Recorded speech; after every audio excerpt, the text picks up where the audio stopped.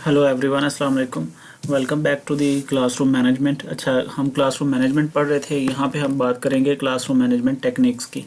Classroom management techniques के और theories के अंदर क्या आता है कि वो कौन सी थ्योरीज़ हैं या वो कौन सी टेक्निक्स हैं जो क्लासरूम मैनेजमेंट के ऊपर बात करती हैं। अच्छा, थ्योरीज़ ऑफ क्लासरूम मैनेजमेंट में ना हम दो थ्योरीज़ पढ़ेंगे, दो लोगों की बात करेंगे, दो अप्रोचेज़ की बात करेंगे। एक तो है behavioural aspect. Behavioural aspect again वही बात कि जैसे हमारी एक एजुकेशनल साइकोलॉजी है, साइकोलॉजी के अंदर एक ब्रांच आती है बिहेवियरिज्म। ठीक है, बिहेवियरिस्ट मानते हैं कि जब बच्चे सीखते हैं तो वो ह्यूमन एनिमल्स की तरह सीखते हैं। मतलब इनकी बेसिक अप्रोच है कि humans and animals learn alike, एक ही तरह से जानवर और इंसान सीखते हैं। तो इससे पहले ज़रूरी है ये जानना कि जानवर किस तरह से सीखते हैं। तो एनिमल्स लर्न फोर्सफुली। ठीक है, एनिमल्स लर्न फोर्सफुली। तो जितने भी बिहेवियरिस्ट हैं वो मानते हैं कि अगर एनिमल्स जो हैं, एनिमल्स फोर्सफुली लर्न करते हैं। अगर एनिमल्स फोर्सफुली लर्न करते हैं तो ह्यूमंस भी फोर्सफुली लर्न करते हैं। अब ये यहाँ पे जो फोर्सफुली का वर्ड है, फोर्सफुल का मतलब ये हो सकता है कोई एक्सटर्नल स्टिमुलाई आप देते हैं। एक्सटर्नल स्टिमुलाई यानी कि कोई एक्सटर्नल स्टिमुलस होता है, कोई एक्सटर्नल फैक्टर होता है, कोई एक्सटर्नल मोटिव होता है जो एनिमल्स को लर्निंग की तरफ लेकर आता है। इसी तरह ह्यूमंस के लिए भी कोई एक्सटर्नल फैक्टर आता है जो ह्यूमंस को लर्निंग की तरफ लेकर आता है। चूँकि हम क्लासरूम के अंदर मैनेजमेंट की बात कर रहे हैं, चूँकि हम क्लासरूम के अंदर आराम की, सुकून की, शोर शराबे से पाक क्लासरूम की बात कर रहे हैं, तो इनके मुताबिक, बिहेवियरिस्ट के मुताबिक, क्लासरूम के अंदर कंडूसिव लर्निंग एनवायरनमेंट जो है वो एक्सटर्नल स्टिमुलस की मदद से आ सकता है। अब वो एक्सटर्नल स्टिमुलस क्या है? इनके मुताबिक, बिहेवियरिस्ट स्कूल ऑफ थॉट के मुताबिक, एक्सटर्नल स्टिमुलस जो क्लासरूम को मैनेज कर सकता है, जो कंडूसिव लर्निंग एनवायरनमेंट ला सकता है, वो रीएनफोर्समेंट है। वो क्या है? रीएनफोर्समेंट।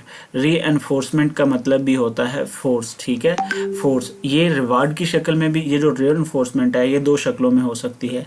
ये रिवार्ड की शक्ल में भी हो सकती है और ये पनिशमेंट की शक्ल में भी हो सकती है। तो ये दोनों चीज़ें आप लोगों ने याद रखनी हैं।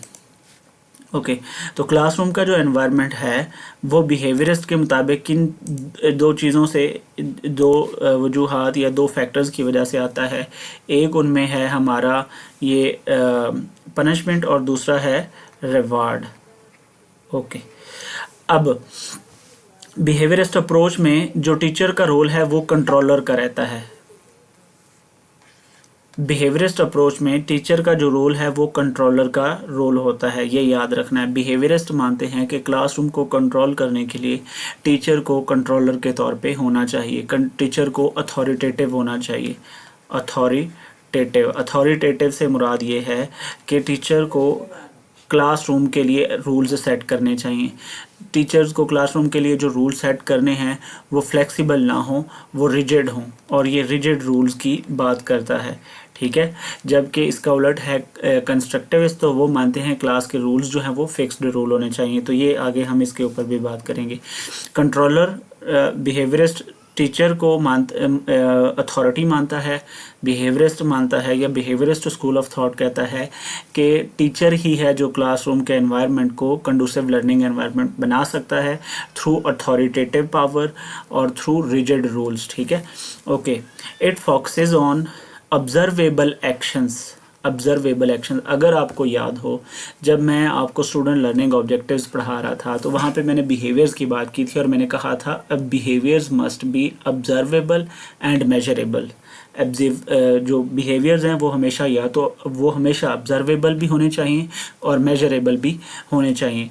जो ऑब्जर्वेबल बिहेवियर की बात है वो बिहेवियरिस्ट मानते हैं। ये बिहेवियरिज्म बार बार क्यों आ रहा है? इसलिए आ रहा है कि बिहेवियरिज्म का हमारी एजुकेशनल साइकोलॉजी के अंदर बहुत बड़ा रोल है। अगर आपको याद हो, मैंने ये चीज़ शुरू में ही बता दी थी कि जो आपकी ये जो एजुकेशनल साइकोलॉजी है, एजुकेशनल साइकोलॉजी ये साइकोलॉजी की एक अप्लाइड ब्रांच है और बिहेवियरिज्म के या साइकोलॉजी के जितने भी प्रिंसिपल्स थे, जितने भी रूल्स थे, उनको एजुकेशन के अंदर, लर्निंग के अंदर सबसे पहले बिहेवियरिस्ट ने अप्लाई किया था। इसीलिए सबसे पहली जो हम एजुकेशनल साइकोलॉजी पढ़ते हैं वो बिहेवियरिज्म पढ़ते हैं। इनका मानना ये है कि एनिमल्स और ह्यूमन जो है ये फोर्सफुली सीखते हैं, इसलिए फोर्सफुली सिखाते थे, जिसके उलट में बाद में फिर प्रोग्रेसिव अप्रोच आती है। अब ये जो एजुकेशनल साइकोलॉजी है ना, मैंने साथ में ये भी बताया था, एक एजुकेशनल साइकोलॉजिस्ट हैं जिनका नाम है थॉर्नडाइक, एडवर्ड थॉर्नडाइक, ये नाम याद रखना है। एडवर्ड थॉर्नडाइक को फादर ऑफ एजुकेशनल साइकोलॉजी माना जाता है, क्योंकि ये वो वाहिद बंदा है जिसने सबसे पहले रीएनफोर्समेंट का कॉन्सेप्ट एजुकेशनल सेटिंग और लर्निंग सेटिंग्स के अंदर अप्लाई किया था। एजुकेशनल और लर्निंग के अंदर जिस बंदे ने सबसे पहले बिहेवियरिज्म के रूल्स को अप्लाई किया, रीइंफोर्समेंट को अप्लाई किया, वो थॉर्नडाइक है। इसलिए थॉर्नडाइक को एजुकेशनल साइकोलॉजी का फादर भी माना जाता है।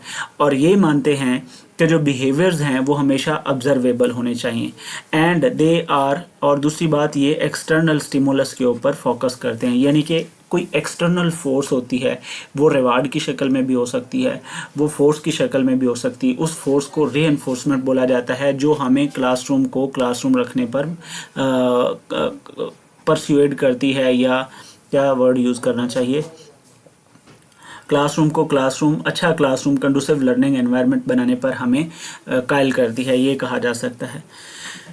कोर आइडिया इनका क्या है, behaviour that is reinforced will be repeated. ये अब ना यहाँ पे क्लासरूम के अंदर बिहेवियर्स हैं, मसलन एक बच्चा है वो आप ये कह लें कि क्लासरूम के अंदर हमेशा शेयर्ड वैल्यूज़ की बात करता है, या क्लासरूम के अंदर हमेशा गुड बिहेवियर्स शो करता है, क्लासरूम को हमेशा खामोश कराने की कोशिश करता है, जैसे क्लासरूम के अंदर हम एक मॉनिटर कायम कर बना देते हैं। अब बिहेवियरिज्म के अंदर एडवर्ड थॉर्नडाइक साहब का ही एक रूल है जिसे लॉ ऑफ रेपिटेशन कहते हैं। इन्होंने ना लॉज ऑफ लर्निंग दिए हुए हैं। एक लॉ है जिसे हम लॉ ऑफ लर्निंग बोलते हैं, उसे लॉ ऑफ रेपिटेशन, उसे लॉ ऑफ इफेक्ट भी बोलते हैं, लॉ ऑफ इफेक्ट भी बोलते हैं। इसका मतलब क्या है, लॉ ऑफ रेपिटेशन का क्या मतलब है? इनके दो तरह के लॉज थे, कुछ प्राइमरी लॉज ऑफ लर्निंग थे, कुछ सेकेंडरी लॉज ऑफ लर्निंग है। तो लॉ ऑफ रेपिटेशन जो है ये प्राइमरी लॉज ऑफ लर्निंग में से है। लॉ ऑफ लर्निंग का मतलब ये है, यहाँ पे देखो लिखा भी हुआ है, behaviour that is reinforced will be repeated, behaviour that is rewarded is most likely to be repeated again. ये साइकोलॉजी का एक बहुत बड़ा प्रिंसिपल है, बहुत बड़ा उसूल है कि अगर कोई बिहेवियर जिसको आप रिवार्ड करते हो, it is most likely to happen again, most likely to repeat again, कि ये दोबारा होगा। अब अगर किसी बच्चे ने क्लासरूम के अंदर सफाई का ख्याल रखा है, कागज़ नीचे पड़ा है, उसने उठा के डस्टबिन में रख दिया, आपने उसको इनकरेज किया, you said very good, excellent, बहुत अच्छे बच्चे, शाबाश, तो बच्चे को इनकरेजमेंट मिली है। अब इट इज़ लाइकली कि बच्चा जो है वो इसको दोबारा से ये बिहेवियर अडॉप्ट करेगा। एक बच्चे ने क्लासरूम में सारे खड़े बच्चों को बिठा दिया, आपने उसे कहा you have done very good, वो बच्चा दूसरे बच्चों को कल भी बिठाएगा। अब इनको देख के ना एक लर्निंग की टाइप आती है, एक बिहेवियर बच्चों के अंदर आता है जिसको हम बोलते हैं वाइकेरियस बिहेवियर या वाइकेरियस लर्निंग। अब वाइकेरियस लर्निंग क्या चीज़ आई है? वाइकेरियस लर्निंग एक सोशो कॉग्निटिव थ्योरी का एक एस्पेक्ट है, लर्निंग का एक एस्पेक्ट है।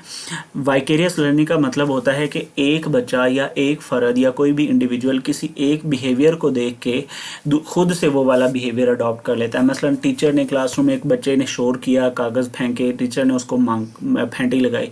जब टीचर ने फेंटी लगाई तो दूसरे बच्चों ने, अब ये फेंटी लगाना एक रीएनफोर्समेंट है, ये एक एक्सटर्नल स्टिमुलस है, इसको देख के बाकी बच्चों ने भी क्लासरूम में खामोशी इख्तियार की, उन्होंने कागज़ नहीं फेंके। वो सीख गए कि अगर हम कागज़ फेंकेंगे, क्लासरूम को गंदा करेंगे, क्लासरूम को ख़राब करेंगे तो हमें मार पड़ेगी, हमें पनिशमेंट मिलेगी। तो इस बिहेवियर को वाइकेरियस लर्निंग बिहेवियर कहा जाता है, इस बिहेवियर को वाइकेरियस बिहेवियर कहा जाता है। And it is again a type of behavioural aspect of learning. तो बात हम कर रहे थे कि बिहेवियरिस्ट कहते हैं कि जो अच्छा बिहेवियर है उसको रिवार्ड किया जाए तो वो रिपीट होगा। बिहेवियर दैट इज़ पनिश्ड, जिस बिहेवियर को आप पनिश करेंगे, it is less likely to happen again, या इट विल डिक्रीज, तो ये दोबारा हो सकता है ना हो। तो ये कोर आइडिया है बिहेवियरल एस्पेक्ट का। इसलिए ये मानते हैं कि क्लासरूम को मैनेज करने के लिए रीएनफोर्समेंट का, एक्सटर्नल स्टिमुलस का होना बहुत ज़्यादा ज़रूरी है, ऑब्जर्वेबल एक्शन का होना बहुत ज़्यादा ज़रूरी है। टूल्स क्या हैं जी, इसके लिए कौन कौन सी चीज़ इस्तेमाल करते हैं, ये एनफोर्समेंट इस्तेमाल करते हैं। एनफोर्समेंट का मतलब क्या होता है, रिवार्ड देना, प्रेज करना, स्टार्स करना। Just 5 minutes.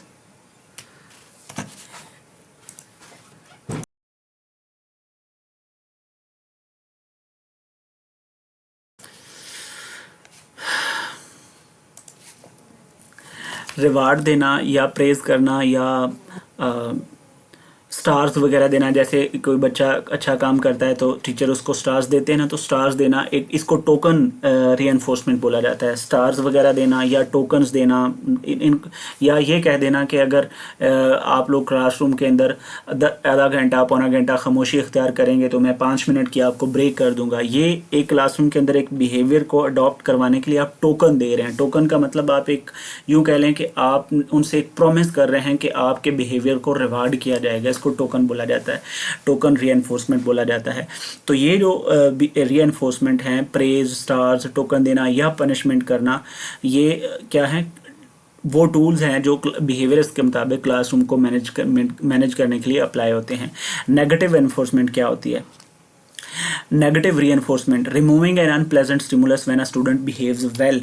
नेगेटिव रीएनफोर्समेंट का मतलब होता है कि बच्चे के अंदर कोई ऐसा बिहेवियर, कोई बच्चे में से कोई अनप्लेजेंट बिहेवियर को रिमूव करना है। वो अनप्लेजेंट बिहेवियर आप सज़ा दे के, पनिशमेंट दे के। अब देखो ये बड़ा ही प्यारा वर्ड है कि पनिशमेंट को लर्निंग की लैंग्वेज के अंदर पनिशमेंट नहीं लिखा जाता बल्कि नेगेटिव रीएनफोर्समेंट लिखा जाता है। तो बच्चे के किसी अनवांटेड बिहेवियर को, अनप्लेजेंट बिहेवियर को रिमूव करना नेगेटिव रीएनफोर्समेंट कहलाता है। एक यहाँ पे और चीज़ लिखी हुई है, Premack principle. Premack principle का मतलब क्या है? Using a fun activity as a reward for a boring one. मतलब आपने किसी एक बोरिंग बिहेवियर की जगह, बोरिंग एक्टिविटी की जगह कोई फन वगैरह बच्चों से करवा लिया, तो इसको प्री मैक प्रिंसिपल बोलते हैं। असल में प्री मैक प्रिंसिपल भी बिहेवियरिस्ट साइकोलॉजी की ही एक पैदावार है। प्री मैक प्रिंसिपल ये होता है कि आप बच्चे को कह देते हैं, मतलब इसको ग्रैंड मा प्रिंसिपल भी बोला जाता है। ये मैंने आपको पहले पढ़ाया हुआ है, बिहेवियरिज्म में शायद पढ़ाया था मैंने किसी लेक्चर के अंदर। बिहेवियरिज्म में ये होता है कि आप बच्चे को कह देते हैं कि आप अपना ये काम मुकम्मल करें, ये काम मुकम्मल करने के बाद हम आपको इसके बदले में टीवी देखने देंगे या स्कूल में या बाहर ग्राउंड में खेलने के लिए जाने देंगे या अपने दोस्तों के पास बैठने देंगे। तो इसको भी प्री मैक प्रिंसिपल में लिया जाता है। उसके बाद है जी कंस्ट्रक्टिविस्ट एस्पेक्ट। तो दूसरा जो क्लासरूम मैनेजमेंट की थ्योरी है वो एक कंस्ट्रक्टिविस्ट अप्रोच। अब कंस्ट्रक्टिविस्ट क्या है, ज़रा गौर से समझिएगा। मैंने अगेन वहीं से शुरू करना है, बिहेवियरिज्म से। बिहेवियरिस्ट कहते हैं कि आप फोर्सफुली चीज़ों को बच्चों को या एनिमल्स को सिखा सकते हैं, जबकि इसके बिल्कुल उलट, इसके बिल्कुल बरअक्स एक साइकोलॉजी आती है जिसे मानते हैं प्रोग्रेसिविस्ट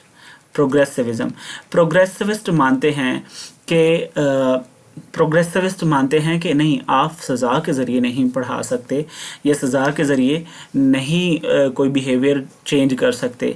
लर्निंग का असल में मतलब क्या होता है? लर्निंग का मतलब होता है चेंज इन एनवायरनमेंट, चेंज लाना, चेंज इन बिहेवियर। तो देखो क्लासरूम को मैनेज करने से मुराद क्या है कि क्लासरूम के अंदर डिसरप्टेड बिहेवियर्स, ये मैंने शुरू में बात की थी क्लासरूम मैनेजमेंट की, डिसरप्टेड बिहेवियर्स हैं। उन डिसरप्टेड बिहेवियर्स को आपने कंपोज्ड बिहेवियर्स बनाना है, ठीक है। आपने उनको पॉजिटिव बिहेवियर बनाना है और पॉजिटिव बिहेवियर से क्या होगा, क्लासरूम का जो एनवायरनमेंट है वो कंडूसिव एनवायरनमेंट बनेगा। तो एक्चुअली बेसिकली फंडामेंटली ये एक लर्निंग की ही शेप है। कंडूसिव लर्निंग एनवायरनमेंट कायम करना लर्निंग की ही एक शेप है, बिहेवियर के अंदर चेंज लाना। प्रोग्रेसिविस्ट ने कहा कि नहीं भाई, आप सज़ा हर दफ़ा ज़रूरी नहीं होती, आप बच्चे को उसकी मदद करके, उसको फैसिलिटेट करके, उसको गाइड करके भी बच्चे के अंदर चेंज, बिहेवियर के अंदर चेंज ला सकते हैं। सिमिलरली अगर आपने क्लासरूम को मैनेज करना है, डिसरप्टिव बिहेवियर्स को निगेट करना है या अनवांटेड बिहेवियर्स को ख़त्म करना है, तो ज़रूरी नहीं कि आप बच्चे को नेगेटिव रीइंफोर्समेंट दें, ज़रूरी नहीं कि आप बच्चे को पनिश करें। तो आप बच्चे को क्या करें, बच्चे को गाइड करें, बच्चे को फैसिलिटेट करें, ठीक है। बच्चे के साथ कोलैबोरेशन करें, ठीक है, या पार्टिसिपेशन, बच्चे की पार्टिसिपेशन या इंगेजमेंट, क्लासरूम एक्टिविटीज़ के अंदर बच्चे की एंगेजमेंट जो है इसको बढ़ाएं, तो आपकी क्लासरूम जो है वो मैनेज हो सकती है। अब इस अप्रोच को कंस्ट्रक्टिविस्ट अप्रोच भी कहा जाता है। बेसिकली कंस्ट्रक्टिव का वर्ड जो है ना, ये जीन पियाजे एक कंस्ट्रक्टिविस्ट हैं।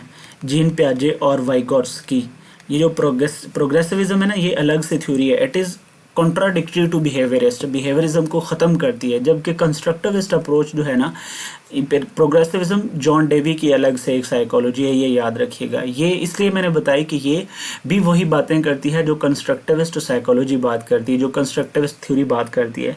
प्रोग्रेसिविस्ट जॉन डेवी ने दी थी, और जो कंस्ट्रक्टिविस्ट साइकोलॉजी है ये जीन पियाजे की और वाइगोट्स्की है। कंस्ट्रक्टिविस्ट का मतलब ये कहते हैं कि भाई आप कुछ ऐसी बातें करें जो बिहेवियर्स को पॉजिटिव बनाएं, ना कि आप सज़ा की बात करें, ना कि आप दीगर नेगेटिव पनिशमेंट्स की बात करें। जीन पियाजे और वाइगोट्स्की, इन दोनों को कंस्ट्रक्टिविज्म साइकोलॉजी का फादर या फाउंडर माना जाता है। अगर मैं मज़ीद थोड़ा डीप में जाऊं तो जीन पियाजे जो हैं इनको रेडिकल कंस्ट्रक्टिविस्ट कहा जाता है, जेनेटिक कंस्ट्रक्टिविस्ट कहा जाता है। जो वाइगोट्स्की हैं इनको सोशल कंस्ट्रक्टिविस्ट कहा जाता है।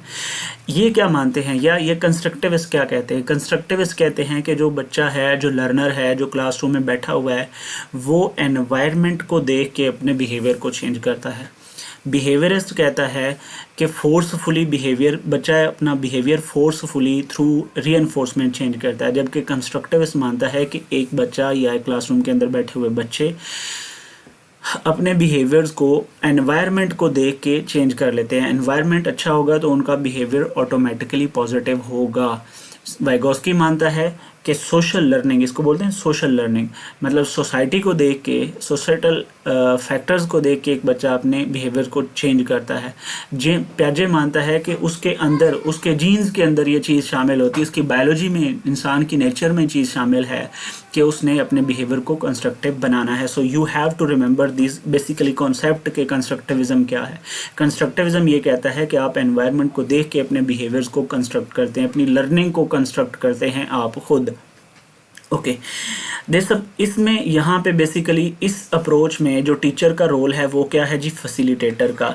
यानी कि टीचर ने क्लासरूम मैनेजमेंट में सिर्फ फैसिलिटेट करना है, अपने रूल्स, अपनी थ्योरीज जो है वो बच्चों पे अप्लाई नहीं करनी, उनके ऊपर थोपनी नहीं है। टीचर का रोल क्या होगा, फैसिलिटेटर का होगा।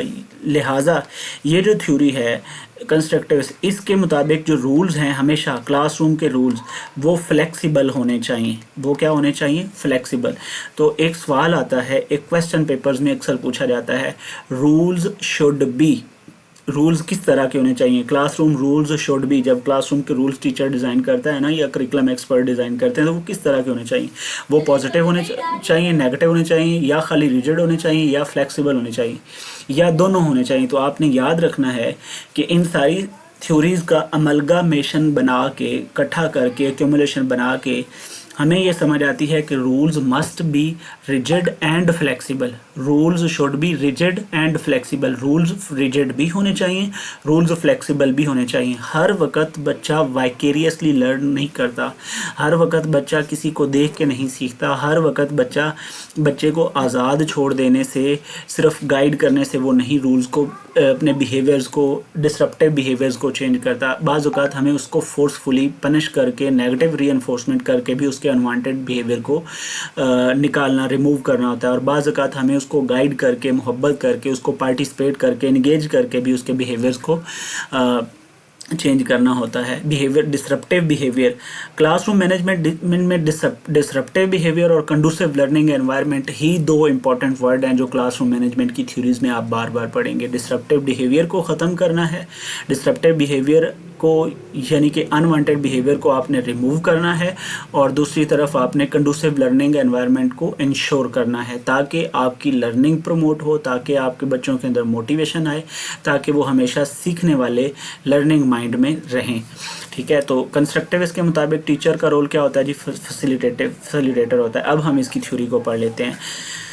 This approach is based on the work of Jean Piaget and Vygotsky. It focuses on the internal mental state and social interaction. वो मैंने बात पहले कर दी है कि वाइगोस्की कहता है कि बच्चा अपने बिहेवियर्स को सोशल इंटरेक्शंस के ज़रिए दूसरों के साथ इंटरेक्ट करके चेंज करता है, अनवांटेड बिहेवियर को ख़त्म कर लेता है। जीन पियाजे कहता है कि उसके इंटरनल मेंटल स्टेट यानी कि उसकी नेचुरल मेंटल स्टेट जो है वो उसके बिहेवियर्स को, डिसरप्टिव बिहेवियर को ख़त्म करने में मदद देती है। और डिसरप्टिव बिहेवियर को ख़त्म करना ही असल में क्लासरूम मैनेजमेंट है।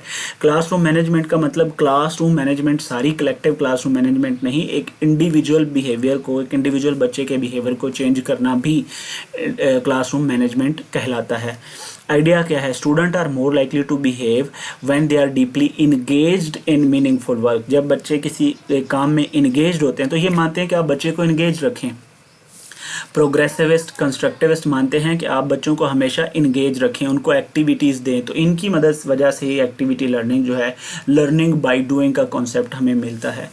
तो दे से कि children are deeply engaged, they behave like students are more likely to behave when they are deeply engaged in meaningful work and help create the rules themselves। और वो अपने rules खुद set कर लेते हैं। मतलब आपने बहुत दफ़ा ऐसे देखा होगा, क्लासरूम में आप नहीं हैं, क्लासरूम के अंदर 2-4 ऐसे बच्चे होंगे जो क्लासरूम को खामोश करा के बैठे होते हैं, जो क्लासरूम में बच्चों को पढ़ा रहे होते हैं, जिनकी वजह से क्लासरूम का लर्निंग जो एनवायरनमेंट है वो हमेशा साफ़ सुथरा रहता है। वहीं पर कुछ ऐसे बच्चे भी होते हैं जो अपने बिहेवियर्स को डिसरप्टिव रखते हैं, हमेशा कॉन्स्टेंटली डिसरप्टिव बिहेव कर रहे होते हैं। डिसरप्टिव बिहेव का मतलब क्लास को बिगाड़ रहे होते हैं, चाहे वो कोई गंद फेंक रहा है, कोई शोर कर रहा है, कोई खेल रहा है।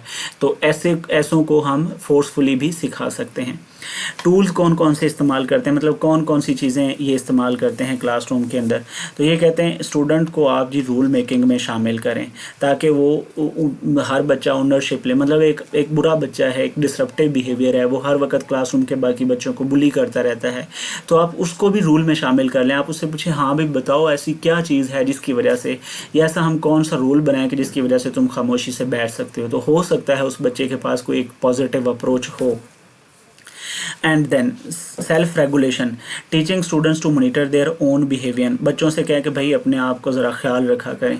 इसको मेटाकोग्निशन बोलते हैं। अगर याद हो, मेटाकोग्निशन का मतलब मैंने आपको पहले भी बताया है, learning about learning about learning, यानी कि ये सीखना कि आप किस तरह से सीखते हैं, ये देखना कि मैं अपने इस बिहेवियर को किस तरह से बदल सकता हूँ। ये सेल्फ रेगुलेशन या मेटाकोग्निशन कहलाता है। कोलैबोरेशन, ये बात यहाँ पे हो चुकी। Using group work to build social accountability, classroom के अंदर एक अकाउंटेबिलिटी पैदा करने के लिए आप क्या करें, कोलैबोरेशन या ग्रुप वर्क जो है वो पैदा करें। ग्रुप वर्क्स जो है उनको लाएँ, तो उससे भी क्या हो सकता है, आपकी क्लासरूम का माहौल जो है वो बेहतर बन सकता है। ओके, तो ये तो थी 2 थ्योरीज जो क्लासरूम मैनेजमेंट में इस्तेमाल की जाती हैं। इसके बाद आगे क्लासरूम मैनेजमेंट की टेक्निक्स हैं जी।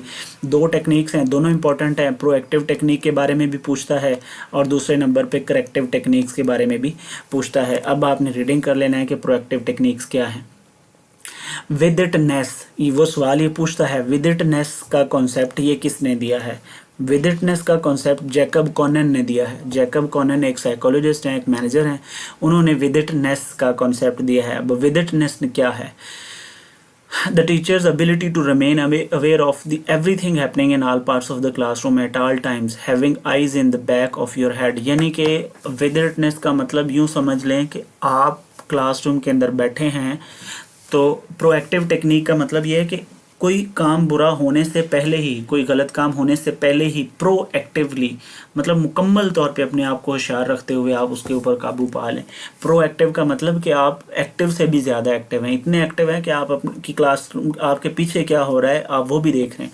और आपने ये एक्सपीरियंस किया होगा, क्लासरूम के अंदर बहुत सारे टीचर ऐसे होते हैं जो नज़र तो उनकी सामने होती है, पढ़ा सामने रहे होते हैं, अगर उनके पीछे भी कोई बच्चा आदत कर रहा है तो वो उसको भी दूसरों की आंखों से देख के, दूसरों के चेहरे से देख के, पढ़ के, दूसरे के चेहरों को पढ़ के वो ये अंदाज़ा लगा लेते हैं कि मेरे पीछे क्या होने जा रहा है। इस चीज़ को विदिटनेस बोलते हैं कि आपके अंदर एक प्रोएक्टिवनेस है। ठीक है। Overlapping, being able to handle 2 things at once, मतलब आप इसके अंदर ओवरलैपिंग का मतलब क्या है कि आपने एक से ज़्यादा चीज़ों को हैंडल करना होता है। Helping one student while non verbally stopping a disruption across the room, आप पढ़ा रहे हैं, पढ़ाते पढ़ाते आप इशारा करते हैं कि वो भाई जिसको आपने पीछे देखा है उसको कहते हैं कि भाई बस तेरी भाई बस तेरी मेहरबानी, अब शोर नहीं करना।